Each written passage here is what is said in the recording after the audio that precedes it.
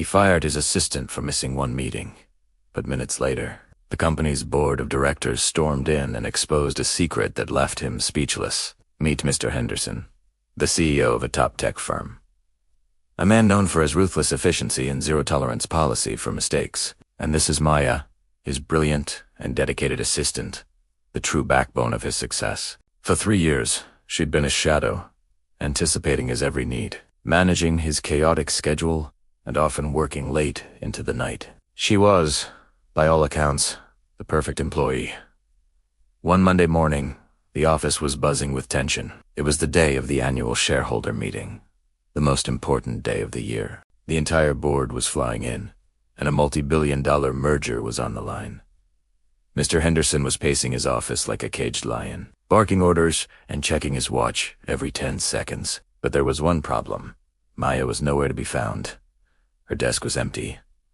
Her phone went straight to voicemail. Panic started to creep in.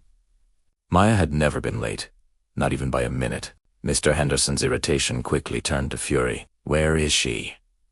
He roared to the department. This is the most critical meeting of my career, and my assistant decides to take a personal day.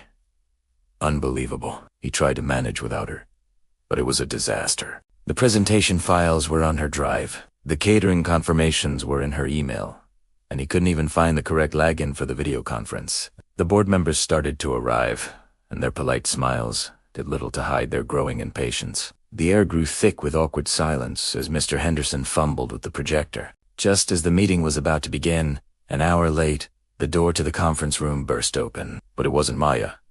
It was a frazzled-looking HR manager, holding a termination letter. Mr. Henderson snatched it from her hand. It's about time, he sneered.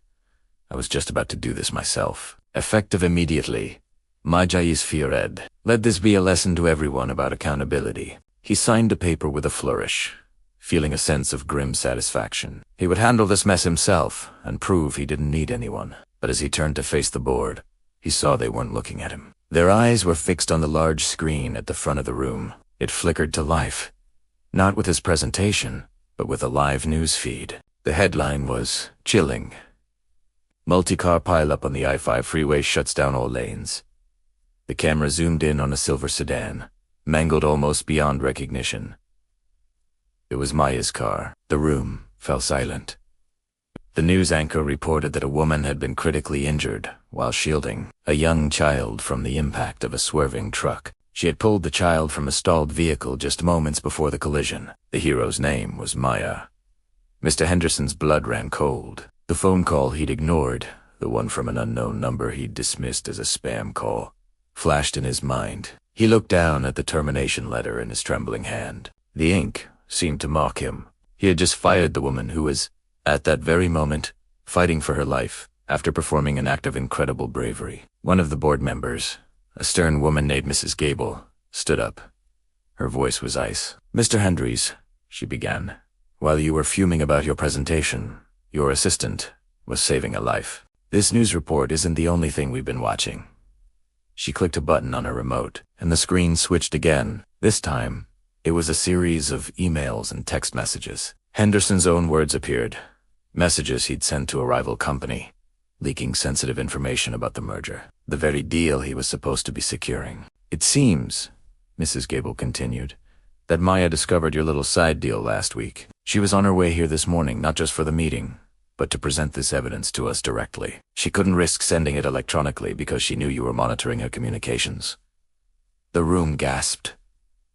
Mr. Henderson felt the floor drop out from under him. He was a fraud, and Maya knew it all along. She wasn't just his assistant. She was the one who was about to expose him to protect the company she had dedicated her life to. He stammered, trying to form a defense, but the evidence was undeniable. His texts, his secret bank transfers, his betrayal laid bare for the entire board to see. He had been so consumed by his own greed and arrogance that he'd failed to see the loyalty and integrity right in front of him. He hadn't just misjudged Maya, he had underestimated her completely. The board's decision was swift and unanimous.